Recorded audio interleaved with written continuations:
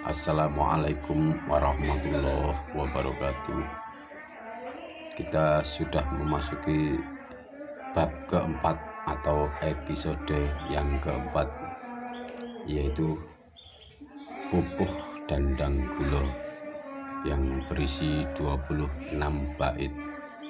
Di sini menceritakan dialog antara Syekh Melaya dengan Nabi Khidir yang berisikan wejangan tentang hidayatullah dan kematian.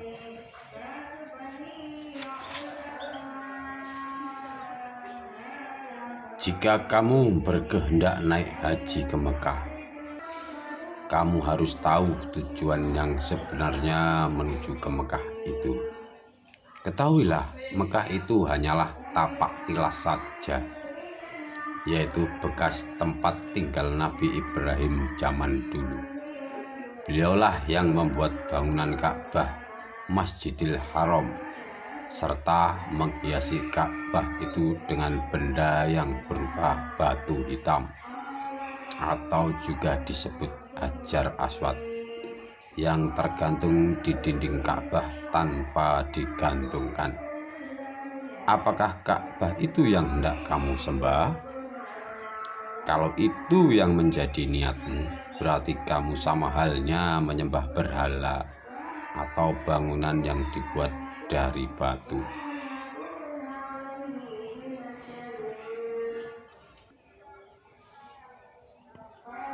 Perbuatanmu itu tidak jauh berbeda dengan yang diperbuat oleh orang kafir, karena hanya sekedar menduga-duga saja wujud Allah yang disembah dengan senantiasa menghadap kepada berhalanya.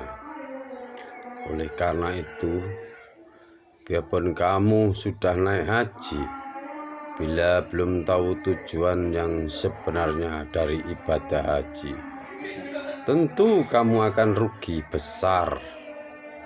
Maka dari itu, ketahuilah bahwa Ka'bah yang sedang kau tuju itu bukannya terbuat dari tanah atau kayu, apalagi batu, tetapi Ka'bah yang hendak kau kunjungi itu sebenarnya Ka'batullah. Demikian itu sesungguhnya iman hidayat yang harus kamu yakinkan dalam hati. Kemudian Nabi Khidir memerintah, Syekh Melaya, segeralah kemari secepatnya. Masuklah ke dalam tubuhku. Syekh Melaya terhenyak hatinya, tak dapat dicegah lagi. Keluarlah tawanya, bahkan sampai mengeluarkan air mata, seraya berkata dengan halus, melalui jalan manakah aku harus masuk ke dalam tubuhmu? Padahal saya tinggi besar melebihi tubuhmu. Kira-kira cukupkah? Melalui jalan manakah usaha saya untuk masuk? Padahal nampak olehku buntu semua.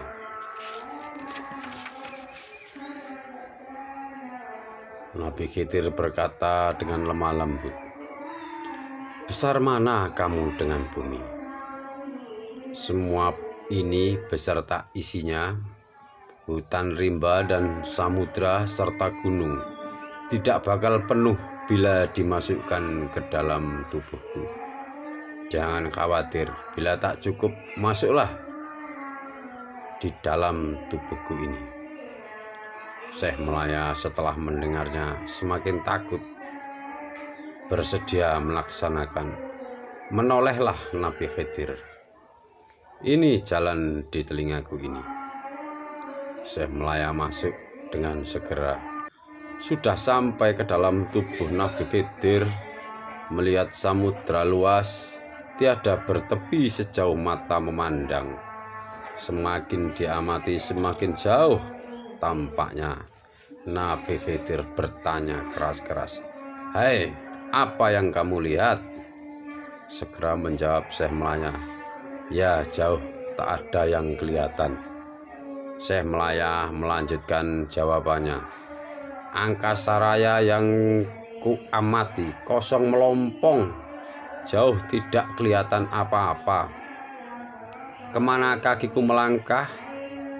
Tidak tahu arah utara, selatan, barat maupun timur pun tidak kami kenal lagi. Bawah dan atas serta muka juga belakang, saya tidak mampu membedakan. Bahkan semakin membingungkanku. Nabi Khidir berkata lemah lembut, usahakan jangan sampai bingung hatimu.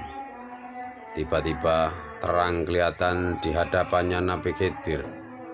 Syekh Melaya melihat Nabi Khidir melayang di udara, kelihatan memancarkan cahaya gemerlapan.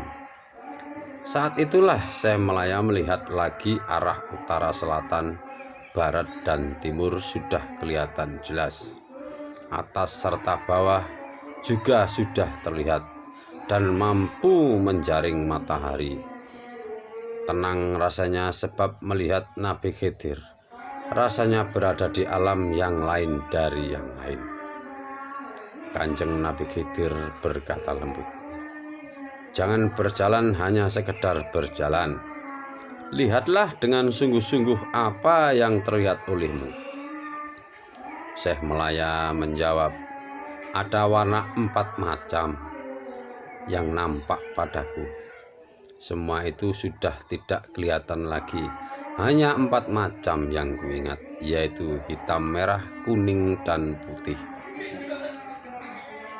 Berkata Nabi Khidir, yang pertama kau lihat cahaya mencorong tapi tidak tahu namanya. Ketahuilah itu dia Pancamaya yang sebenarnya ada di dalam hatimu sendiri, yang mengatur dirimu. Pancamaya yang indah itu disebut muka sifat atau muka syafah.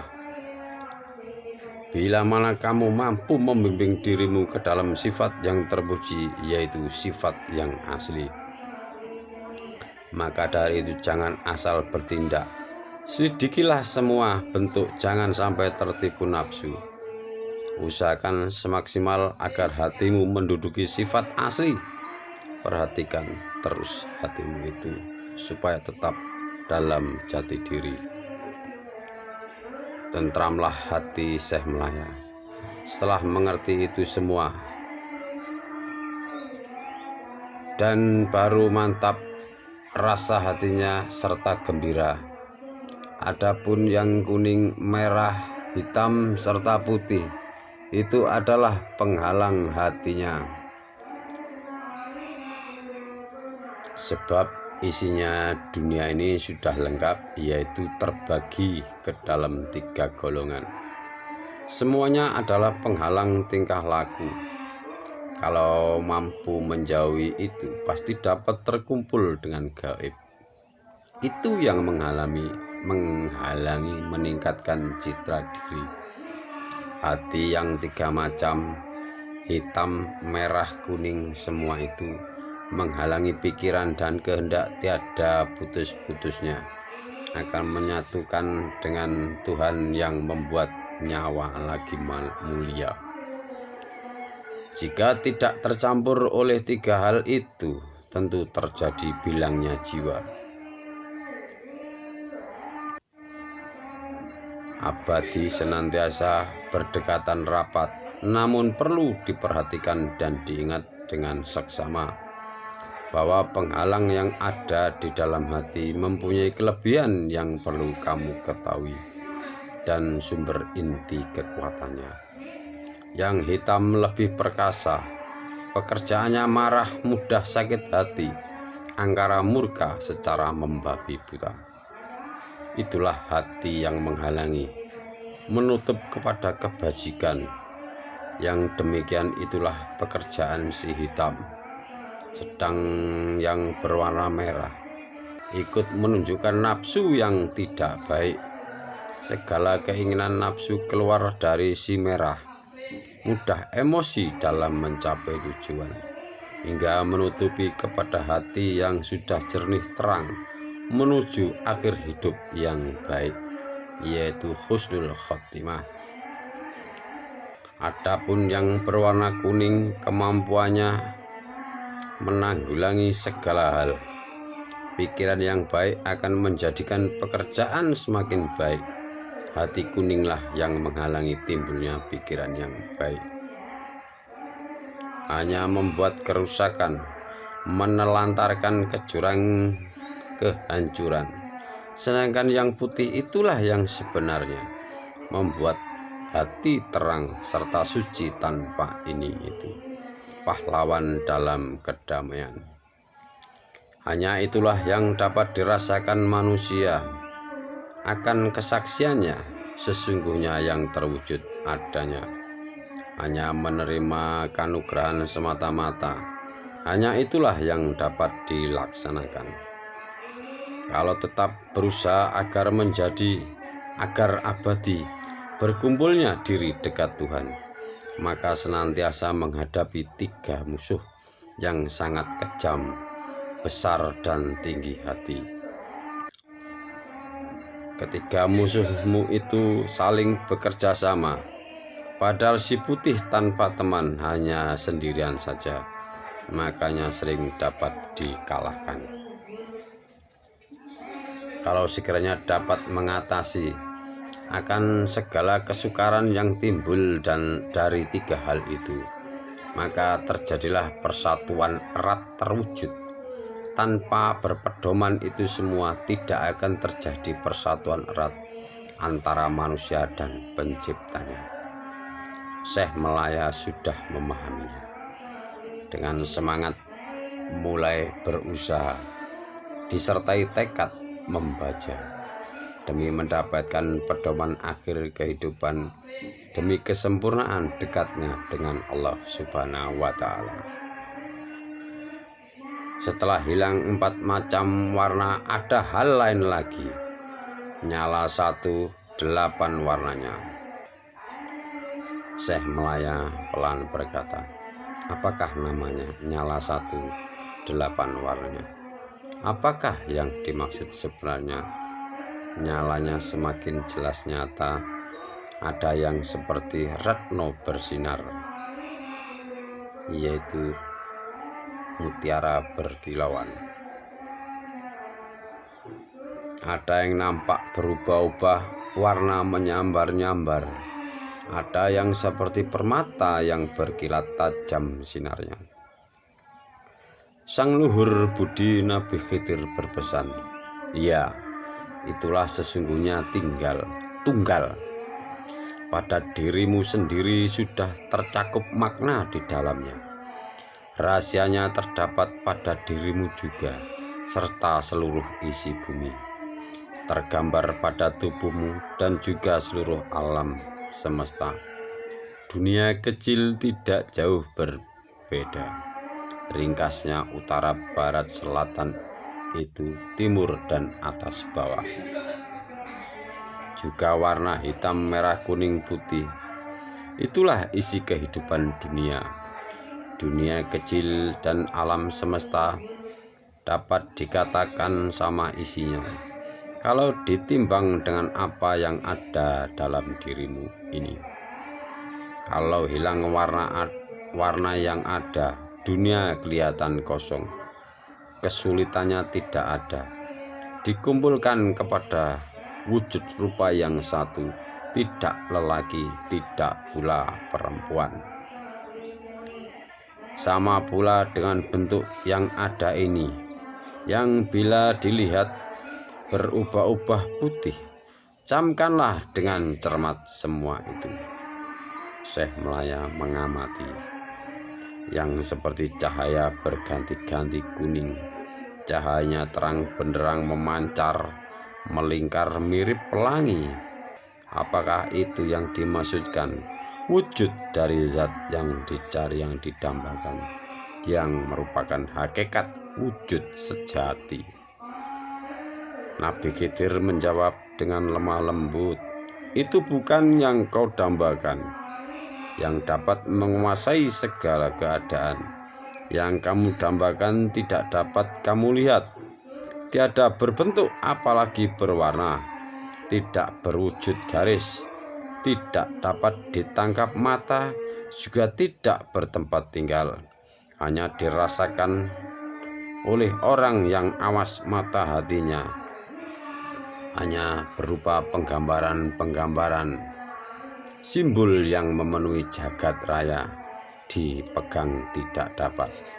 Bila itu yang kamu lihat, yang nampak seperti berubah-ubah putih, yang terang benderang sinarnya, memancarkan sinar yang menyala-nyala, sang permana itulah sebutannya. Hidupnya ada pada dirimu.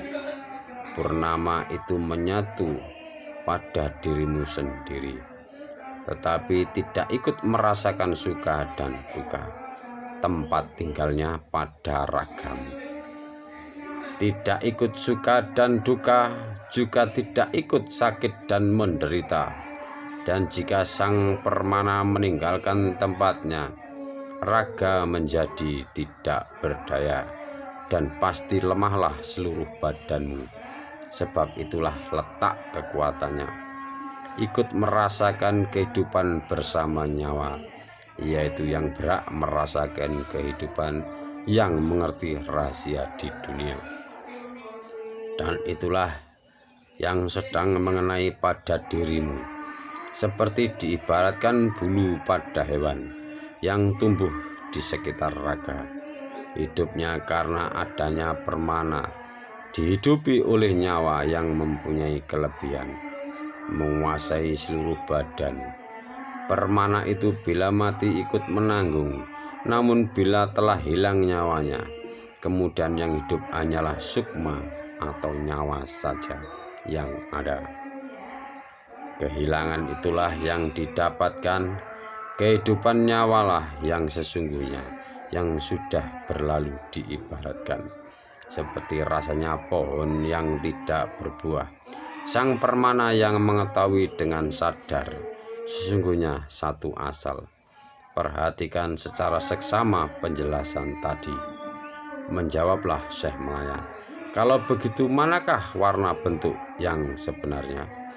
Nabi Khidir berkata pelan, hal itu tidak dapat kau pahami di dalam keadaan nyata semata-mata. Tidak semudah itu untuk mendapatkannya. Syekh Malaya menyela pembicaraan. Saya mohon pelajaran lagi sampai saya paham betul, sampai tuntas.